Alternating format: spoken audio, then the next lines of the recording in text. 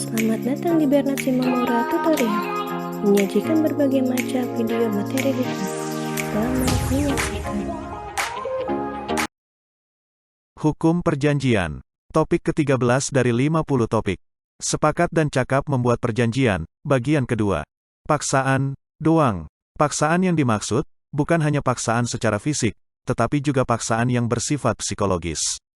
Menurut pasal 1323 KUH Perdata, paksaan yang dilakukan terhadap orang yang mengadakan suatu persetujuan mengakibatkan batalnya persetujuan yang bersangkutan, juga bila paksaan itu dilakukan oleh pihak ketiga yang tidak berkepentingan dalam persetujuan yang dibuat itu. Contoh, Waluyo sangat ingin memiliki rumah milik Vero sebab letaknya sangat strategis. Waluyo menawar rumah tersebut seharga 700 juta. Vero tidak mau menjual karena Vero memang tidak bermaksud menjual rumah tersebut. Waluyo merasa jengkel kepada Vero. Tiap malam, Waluyo membuat kegaduhan di depan rumah Vero. Suara motor meraung-raung dan menimbulkan suara berisik. Vero juga sering dijahili Waluyo. Karena merasa tertekan, akhirnya Vero menjual rumah tersebut. Dalam hal ini, Vero, penjual, dipaksa Waluyo untuk menjual rumah tersebut. Contoh lain, Waluyo sangat ingin memiliki rumah milik Vero sebab letaknya sangat strategis. Waluyo menawar rumah tersebut seharga 700 juta. Vero tidak mau menjual karena Vero memang tidak bermaksud menjual rumah tersebut. Waluyo merasa jengkel kepada Vero. Waluyo kemudian membayar preman untuk mengancam dan menakut-nakuti Vero. Ancaman ini berhasil. Karena merasa tertekan, akhirnya Vero menjual rumah tersebut. Dalam hal ini, Vero, penjual, dipaksa preman, pihak lain yang tidak ada hubungannya dengan jual beli, untuk menjual rumah tersebut. Secara teori, jual beli tersebut dapat dimintakan pembatalan ke pengadilan. Akan tetapi dalam praktik, hal ini sulit dilakukan sebab biasanya Vero akan kesulitan menyampaikan alat bukti.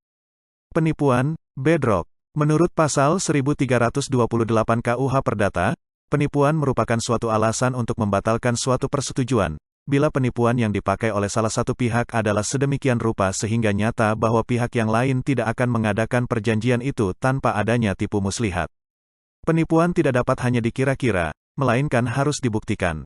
Penipuan terjadi apabila suatu pihak dengan sengaja memberikan keterangan-keterangan yang palsu atau tidak benar disertai dengan akal-akalan yang cerdik. Dalam hal ini, pihak yang menipu itu bertindak secara aktif untuk menjerumuskan pihak lawannya.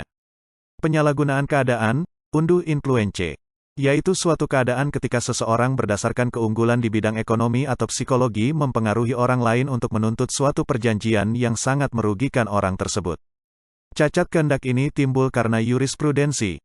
Menurut C.S.T. Churchill, yang dimaksud dengan jurisprudensi adalah keputusan hakim terdahulu yang sering diikuti dan dijadikan dasar keputusan oleh hakim kemudian mengenai masalah yang sama. Undue influence berawal dari adanya undang-undang pelepasan uang, Geldschieterordonnantie, pada zaman Belanda manakala setiap orang berhak untuk meminjamkan uang. Sejak undang-undang ini keluar maka banyak bermunculan lintah darat yang meminjamkan uang dengan bunga tinggi. Untuk menjaga keseimbangan dan mengurangi jumlah lintah darat, maka pemerintah mengeluarkan Woekerordonnantie. Inti dari Woekerordonnantie adalah bahwa semua pihak yang berkepentingan, termasuk hakim, dapat membatalkan suatu perjanjian kecuali kalau dapat dibuktikan bahwa pihak yang lemah tidak bertindak karena kurang pengetahuan atau kurang pengalaman. Contoh 1, Pak Kadir adalah penduduk desa Sukakaya.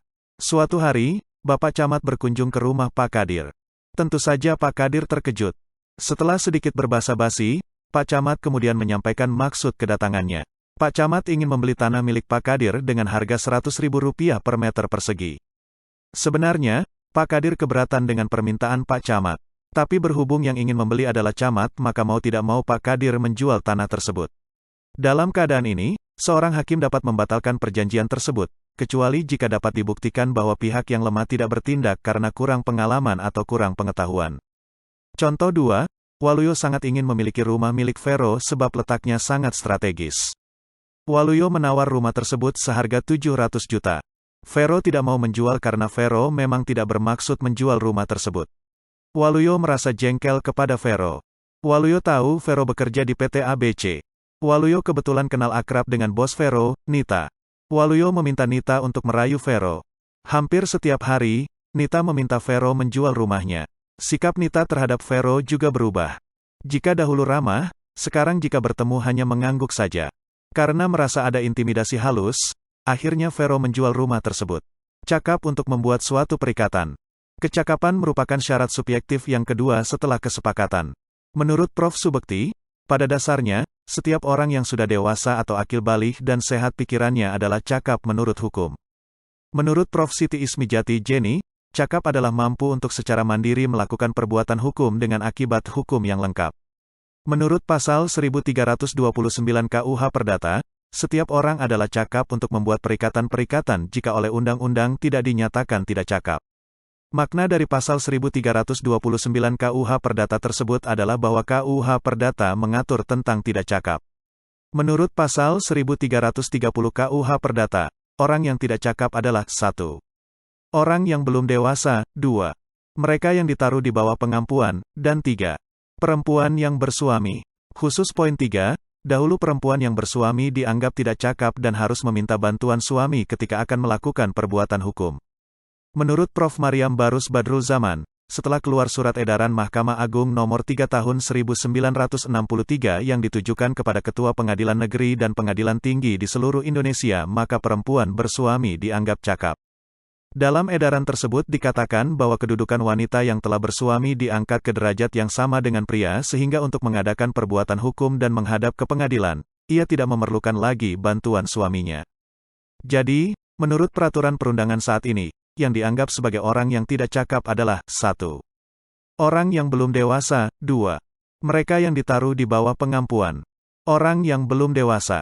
Dewasa pada hakikat adalah seseorang yang telah mencapai umur tertentu atau sudah menikah. Batasan umur tersebut berbeda-beda menurut berbagai peraturan. Pasal 330 KUH Perdata menyatakan bahwa yang belum dewasa adalah mereka yang belum mencapai umur genap 21 tahun dan tidak kawin sebelumnya. Bila perkawinan dibubarkan sebelum umur mereka genap 21 tahun, maka mereka tidak kembali berstatus belum dewasa. Contoh 1, Rubaiyah berumur 20 tahun dan ingin menjual rumah pemberian orang tuanya. Karena belum berumur 21 tahun dan belum menikah, maka Rubaiyah dianggap belum dewasa. Untuk itu, Rubaiyah harus didampingi orang tua atau pengampu untuk melakukan perjanjian jual beli rumah. Contoh 2, Rubaiyah berumur 20 tahun dan ingin menjual rumah pemberian orang tuanya. Rubaiyah kemudian menikah dengan Raymond. 1 minggu setelah resmi menikah, Rubaiyah menawarkan rumahnya kepada Samsul. Samsul setuju untuk membeli rumah tersebut. Meskipun belum genap berusia 21 tahun, tetapi sudah menikah, maka Rubaiyah dianggap sudah dewasa dan berhak melakukan perjanjian jual beli rumah sendiri tanpa didampingi orang tua atau pengampu. Contoh 3, Rubaiyah berumur 20 tahun dan ingin menjual rumah pemberian orang tuanya. Tepat pada ulang tahun yang ke-20, Rubaiyah menikah dengan Raymond. Pernikahan tersebut hanya berumur 3 bulan. Akhirnya Rubaiyah bercerai dengan Raymond. 1 minggu setelah resmi bercerai, Rubaiyah menawarkan rumahnya kepada Samsul. Samsul setuju untuk membeli rumah tersebut. Meskipun belum genap berusia 21 tahun, dan sudah tidak mempunyai suami, tidak menikah, tetapi Rubaiyah tetap dianggap telah dewasa karena pernah menikah. Dalam hal ini, Rubaiyah berhak melakukan perjanjian jual beli rumah sendiri tanpa didampingi orang tua atau pengampu. Dalam pasal 7 Undang-Undang Perkawinan dinyatakan bahwa perkawinan hanya diizinkan jika pihak pria sudah mencapai umur 19 tahun dan pihak wanita sudah mencapai umur 16 tahun. Dalam hal ini, berarti pria yang berumur kurang dari 19 tahun atau wanita yang berumur kurang dari 16 tahun tidak diizinkan kawin, kecuali ada dispensasi, keringanan, kepada pengadilan atau pejabat lain yang ditunjuk oleh kedua orang tua pihak pria maupun pihak wanita. Dewasa menurut pasal 39 Undang-Undang Nomor 30 Tahun 2004 tentang jabatan notaris adalah paling sedikit berumur 18 tahun atau telah menikah dan cakap melakukan perbuatan hukum. Ketidakcakapan seseorang untuk melakukan tindakan hukum harus dibedakan dengan ketidakwenangan seseorang untuk melakukan tindakan hukum. Orang yang tidak berwenang melakukan tindakan hukum adalah orang-orang yang oleh undang-undang dilarang melakukan tindakan hukum tertentu. Jadi, seorang yang oleh undang-undang dianggap tidak berwenang melakukan tindakan hukum tertentu, tidak berarti tidak cakap. Biasanya, subjek hukum yang tidak berwenang adalah subjek hukum yang karena tugas atau wewenang atau jabatannya tidak mengizinkan dia untuk melakukan tindakan tersebut. Contoh 1, Pasal 56 ayat 1 dan 2 Undang-Undang Nomor 23 Tahun 1999 tentang Bank Indonesia yang berbunyi, Pasal 56 ayat 1 menyatakan bahwa Bank Indonesia dilarang memberikan kredit kepada pemerintah. Pasal 56 ayat 2 menyatakan bahwa, dalam hal Bank Indonesia melanggar ketentuan sebagaimana dimaksud pada ayat 1, perjanjian pemberian kredit kepada pemerintah tersebut batal demi hukum. Titik. Kedua ayat tersebut di atas menyiratkan hal-hal sebagai berikut. 1. Bank Indonesia tidak boleh memberikan kredit kepada pemerintah. 2. Jika Bank Indonesia tetap memberikan kredit kepada pemerintah, maka perjanjian tersebut batal demi hukum atau dianggap tidak ada. 3. Bank Indonesia merupakan institusi pemerintah yang cakap, tetapi dalam hal pemberian kredit kepada pemerintah dianggap tidak berwenang. Contoh 2, Pasal 1467 KUH Perdata menyatakan bahwa antara suami dan istri tidak boleh mengadakan jual beli. Di sini, suami istri adalah cakap, tetapi tidak berwenang menjual apa saja kepada istrinya, suaminya. Misalnya, Pak Anwar sudah menikah dengan Bu Anwar selama 4 tahun. Pada ulang tahun pernikahan mereka yang kelima, keduanya sepakat membeli mobil atas nama Pak Anwar. 1 tahun kemudian, Pak Anwar membutuhkan uang untuk biaya rumah sakit ibunya. Pak Anwar menawarkan mobil tersebut ke Bu Anwar. Hal ini tidak diperbolehkan dan batal demi hukum sebab mobil tersebut merupakan harta bersama. Meskipun Pak Anwar cakap dalam melakukan jual beli, tetapi karena tidak berwenang maka jual beli tersebut tidak dapat dilakukan. Demikianlah materi topik ke-13 Hukum Perjanjian. Channel ini akan sangat membantu masyarakat umum untuk menambah wawasan, dan para mahasiswa yang sedang atau ingin kuliah di perguruan tinggi manapun di Indonesia. Ratusan video tutorial S1 Ilmu Hukum, S1 Ilmu Pemerintahan, S1 Ilmu Komunikasi, S1 Ilmu Manajemen, S1 Ilmu Administrasi dan lainnya disajikan di channel ini. Video tutorial dituturkan dan disubtitelkan agar dapat ditonton, dibaca sambil didengarkan. Jangan khawatir jika tidak langsung paham. Untuk pemahaman yang lebih baik, putar dan dengarkan video tutorial berulang-ulang.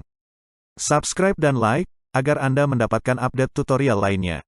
Bagikan juga link video ini, agar teman lain juga mendapatkan manfaat channel ini. Sekian dan terima kasih. Sampai jumpa.